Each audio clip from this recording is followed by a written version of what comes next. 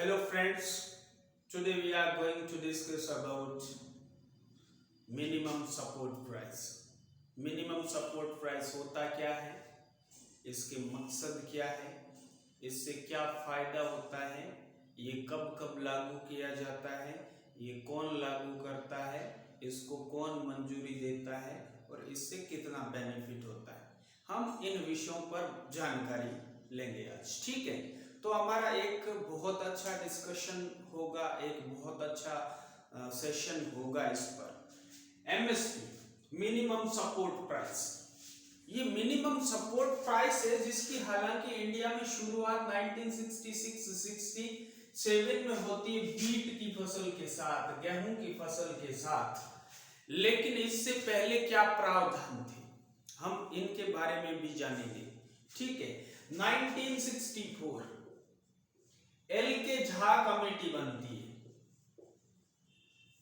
L के Jha committee, और L के झा कमेटी एग्रीकल्चरल प्राइस है उसको तय करने का कार्य एल के झा कमेटी के पास होता है।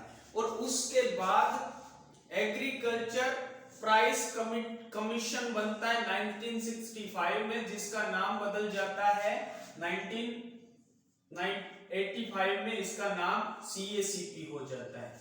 बेसिकली ये सीएसीपी क्या है, CACP commission for agriculture cost and price, उसके बाद कॉस्ट है उसको भी हम साथ में ले लेते हैं। उससे पहले मूल्य था, मूल्य पर कंसिडरेशन किया था, कंसिडर ज्यादा हुआ था। उसके बाद हमने कॉस्ट और प्राइसेस, क्योंकि एमएसपी को हम किस प्रकार से निर्धारित करते हैं, तो एमएसपी के निर्धारित करने के कई तत्व होते हैं, कई एलिमेंट होते हैं, जिसमें कॉस्ट यानी एग्रीकल्चरल कॉस्ट है वो भी एक महत्वपूर्ण भूमिका निभाती है कि एग्रीकल्चर जो प्रोडक्ट्स होते हैं उनकी कॉस्ट कितनी है, कितने की उनकी उत्पादन लागत रही है, ये भी एक महत्वपूर्ण चीज होती है। उसके अलावा डिमांड एंड सप्लाई होती है, उसके अलावा इंटरनेशनल और नेशनल मार्केट में उसके मूल्य क्या है, ये सारी चीजें निर्धारित करती है एमएसपी को। ठीक है, ठीक है, तो हम ये पूरी बात करेंगे एमएसपी किस प्रकार से निर्धारित होता है। और एमएसपी हाल ही में आप देख सकते हैं कि किसान आंदोलन कर रहे हैं, क्योंकि कृषि के 3 बिल आए थे और कानून बने थे कृषि के बिलों पर, उनका जमकर किसानों ने विरोध किया। और इसमें एक विरोध ये भी था कि एमएसपी को कानूनी बनाया जाए।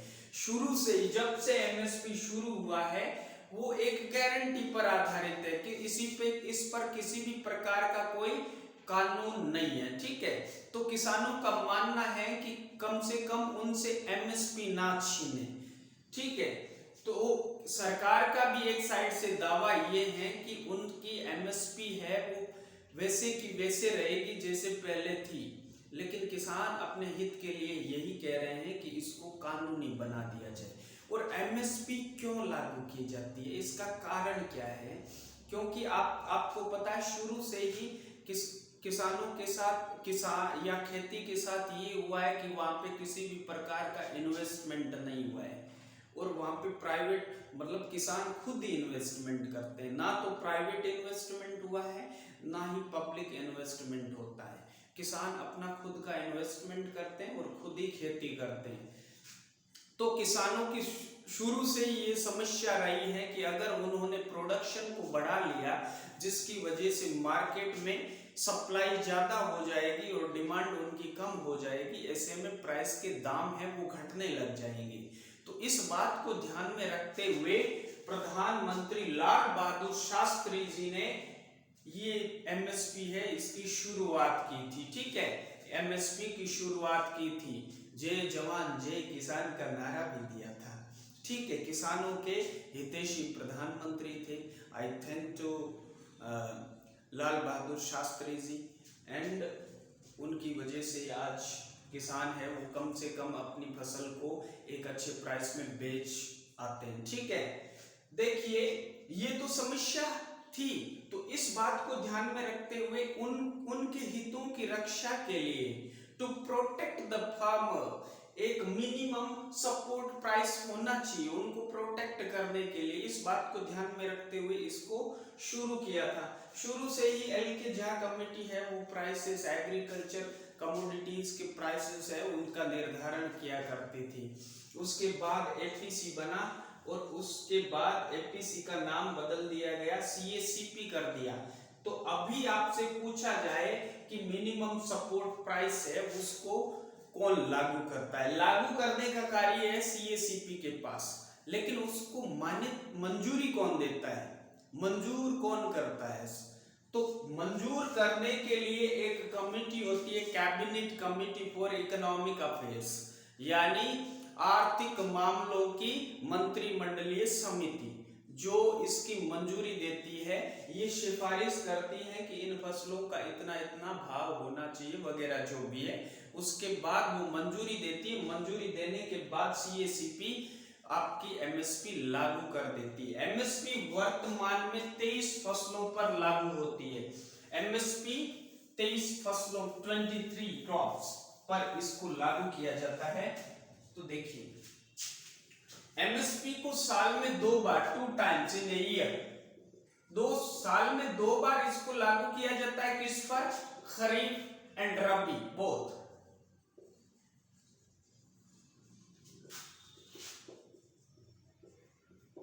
दोनों क्रॉप्स पर होती है। वर्तमान में कितनी फसलों पर एमएसपी होता है?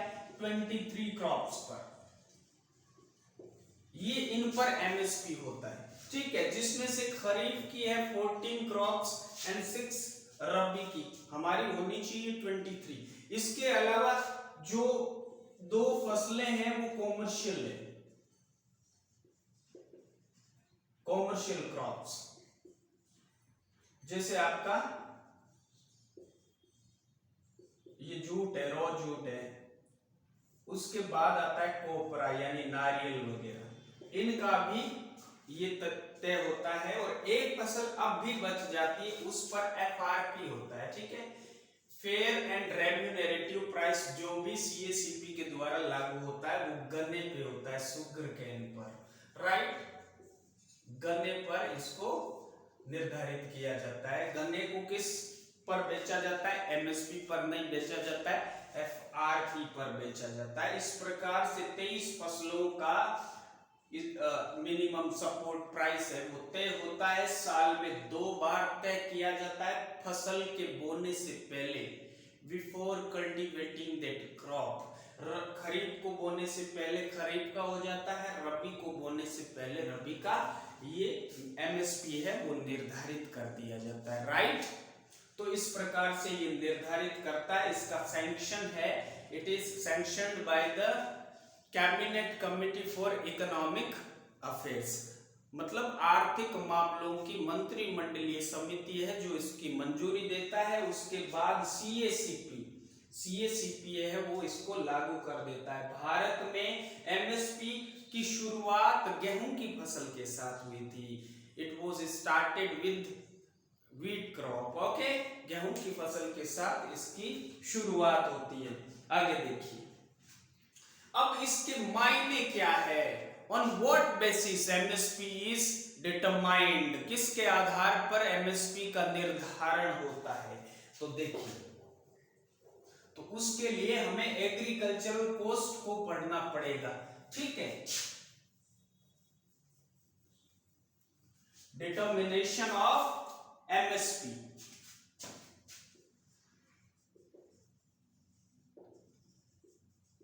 निर्धारण MSP.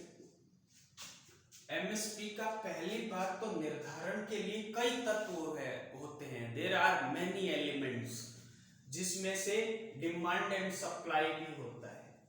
Demand and supply of what? They are major forces of market of what? Production. Which production? Agricultural, okay. And price of commodity,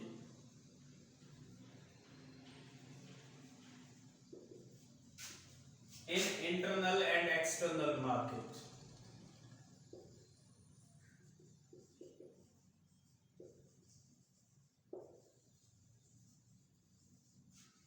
And third is what? Cost of production of what?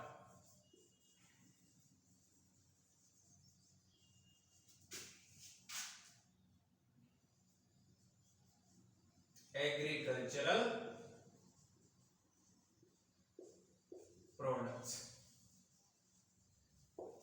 ये होना चाहिए, इसके आधार पे आप MSP तो तय कर देते हैं, लेकिन अभी एमएसपी की जो एमएसपी कॉस्ट होती है एग्रीकल्चर की, उसके आधार पे जैसे एमएस स्वामीनाथन आयोग बना था 2004 में, यानी राष्ट्रीय किसान आयोग, नेशनल फार्मर कमीशन, ये बना था 2004 में, जिसमें MS Swaminathan is who is MS Swaminathan, father of grain revolution, और इन्होंने रिकमेंड किया था कि भारत की एमएसपी है वो किसान की उत्पादन लागत की 1.5 गुना होनी चाहिए, 1.5 times of cost of production of agricultural products.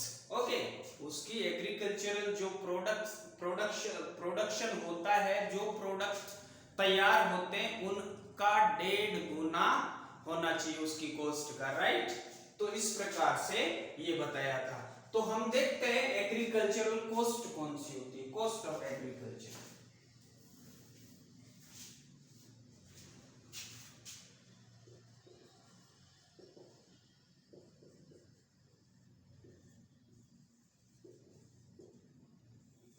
तो पहली कॉस्ट है, उसका नाम है A2।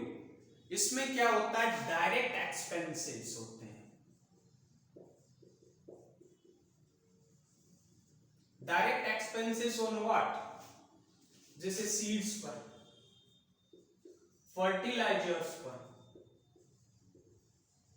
पेस्टिसाइड्स पर,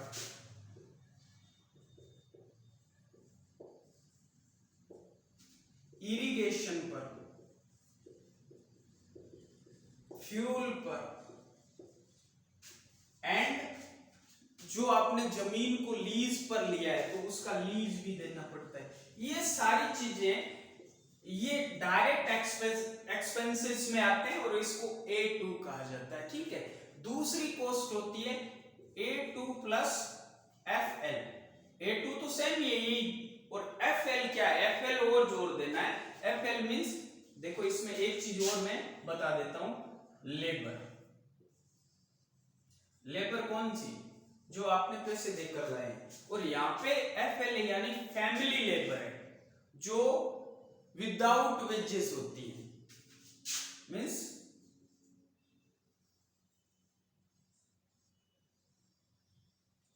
A2 प्लस, आप कह सकते हैं A2 यानी यही सेम अभी वाला, और FL क्या है, family labour. Family labour is what,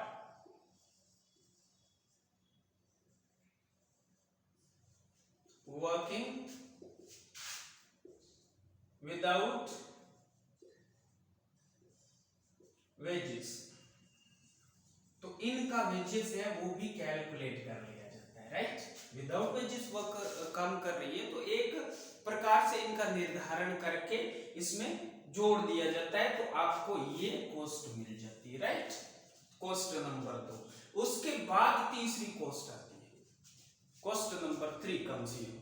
cost number 3 में क्या है, ये तो है ही, मतलब A2 प्लस FL के अलावा जो किसान की खुद की भूमि होती है, खुद की कुछ प्रॉपर्टी होती है, उसका इंटरेस्ट और उसका जो भी इंटरेस्ट है वो सारा भी इसमें जोड़ दिया जाएगा, ठीक है। मतलब A2 प्लस FL के अलावा, इनके अलावा या फिर इनके साथ साथ, ये तो हो गई C2, मतलब इसको बोल देते हैं कॉस्ट नंबर 2, और ये है कॉस्ट 1, और ये है कॉस्ट नंबर 3 C3। तो C3 में क्या लिखेंगे, A2 FL, और इसके साथ साथ अगर किसी किसान के पास खुद की जमीन है तो उसकी रेंट और उस पे जो भी उसको इंटरेस्ट लगता है, मतलब उसको लगा नहीं है लेकिन अगर नहीं होती उसकी तो लगता, तो वो भी उसमें शामिल कर दिया जाएगा, उसमें जोड़ दिया जाएगा। तो जो आपका नेशनल फार्मर कमीशन बना था,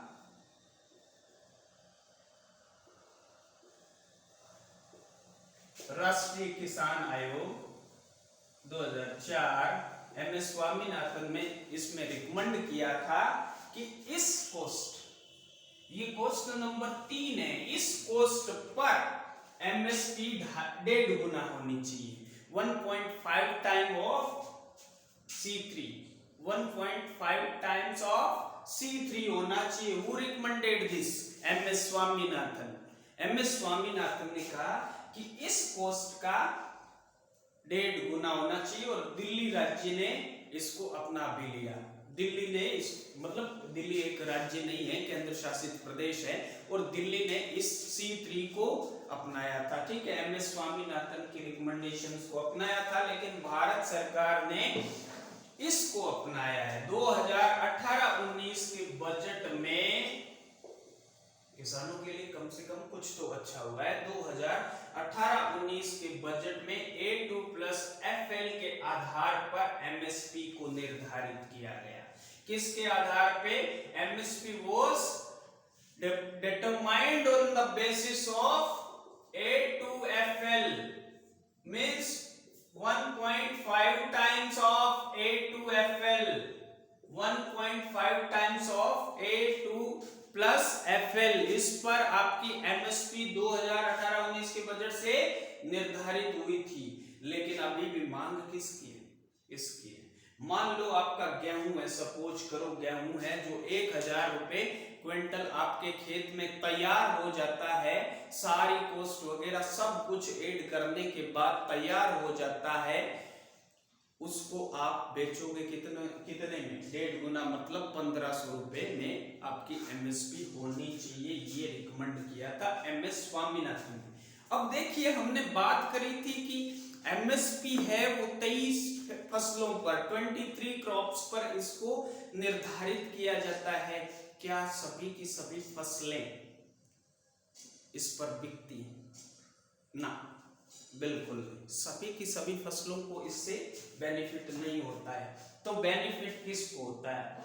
यहां देखेंगे, सबसे ज्यादा एमएसपी पर गेहूं एंड राइस बिकता है। सबसे ज्यादा एमएसपी पर कौन बिकता है?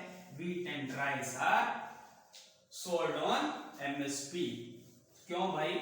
इसके अलावा एमएसपी और किसी का तैयार नहीं होता? जी होता है। कितने का होता है? 23 क्रॉप्स का। साल में कितनी बार? 2 बार। कौन सी? तो आप देखेंगे 7 क्रॉप्स कौन सी होगी? फूड ग्रेन से रिलेटेड, खाद्यान्न। 5 पल्सेस, दालें। 8 ऑयल सीड वाली क्रॉप्स।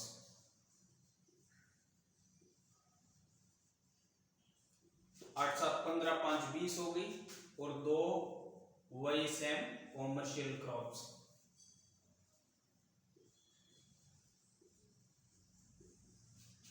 और 1 शुगर कैन, जिस पर एफआरपी तय होता है। लेकिन सबसे ज्यादा बेनिफिट का मतलब सबसे ज्यादा एमएसपी पर बिकता कौन है? Rice, wheat. What is the reason behind it? Buffer stock करना होता है, नफेड में रख दिया जाता है, या FCI, food corporation of India, यहाँ पे रखना पड़ता है इनको। क्यों? क्योंकि आपको पब्लिक डिस्ट्रीब्यूशन सिस्टम के जरिए वापस सब्सिडाइज्ड प्राइस पर, इशू प्राइस पर बेचना भी होता है। बेचना नहीं, मतलब हम बेचना नहीं कह सकते इसको, ये जस्ट आप लोगों के, यानी हमारे देश के जो लोग हैं, गरीब लोग हैं, उन तक वो वापस पहुंच जाए। यानी सरकार सबसे ज्यादा इन्हीं को खरीदती है, राइट? इनको क्यों नहीं खरीदती?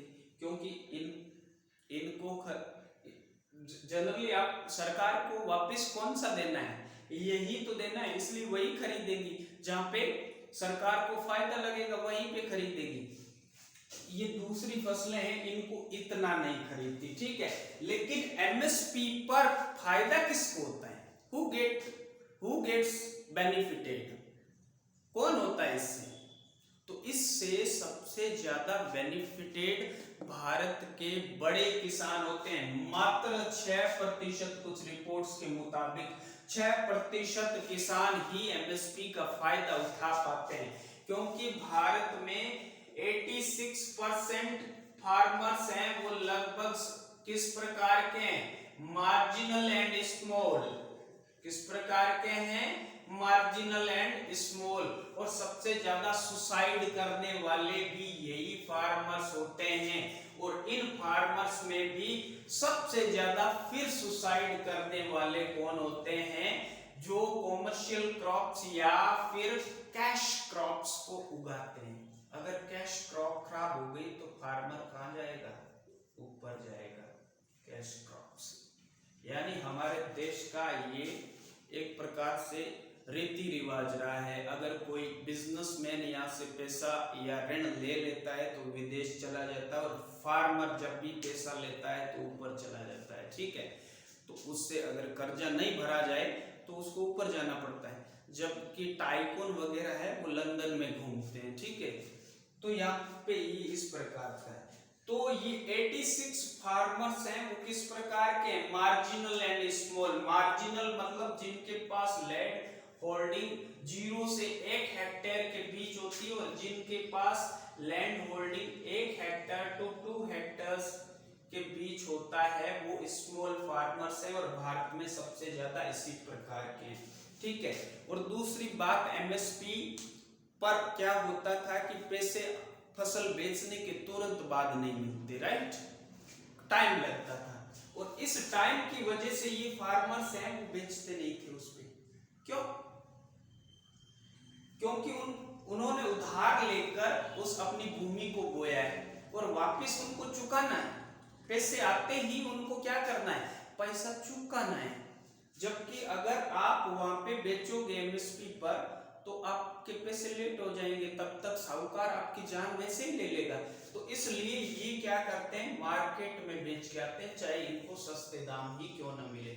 फायदा कौन उठाते हैं? बड़े किसान। क्यों? क्योंकि उनके पास वैसे ही बहुत सारे कैपिटल है, बहुत सारे पैसे हैं। उनको लगता है कि हमारे को कम से कम महंगा पैसा तो आएगा, ज्यादा पैसा तो आएगा, हमारे पास ऑलरेडी पड़ा है।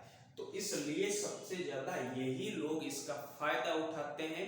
कई प्रकार की शॉर्टकमिंग्स है हमारे इस सिस्टम में भी, और इसलिए कुछ सजेशन भी होते हैं कि ये व्हीट एंड राइस, इस पर एक अपर लिमिट होनी चाहिए कि इतना ही बेचा जाएगा। एक फार्मर इतना ही बेच सकता है, उसके बाद नहीं बेच सकता एमएसपी पर। तो ऐसे में दूसरी फसलों को भी एमएसपी का फायदा मिल सकता है।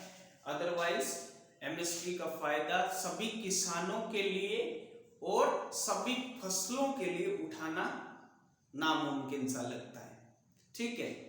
और किसानों की आय डबल करने के लिए भी एमएसपी को बढ़ाया जाना बहुत आवश्यक है, और भारत सरकार लगातार इसको बढ़ा रही है। इस बार का अगर देखा जाए तो सबसे ज्यादा परसेंटेज की बात करूं तो सबसे ज्यादा बाजरा यानी 83% एमएसपी को बढ़ाया गया है। और मैं पैसों की बात करूं, रुपए टर्म में बात करूं तो सबसे ज्यादा नाइजीरियन सीड्स यानी काले तिल का 750 रुपए पर क्विंटल बढ़ा दिया गया है, ठीक है। और दूसरे तिल है उनके 350 रुपए पर क्विंटल बढ़ाए गए हैं। गेहूं का भी इस बार एमएसपी है वो लगभग 50 रुपए बढ़ा दिया गया है। हालांकि सरकार अपनी कोशिश अपने तरीके से कर रही है, लेकिन अभी भी किसानों को एमएसपी और ज्यादा बढ़ाए जाने की जरूरत है। एमएसपी को C2 पर लागू होने की जरूरत है, जिससे भारत के कम से कम गरीब किसानों को इसका फायदा मिलेगा।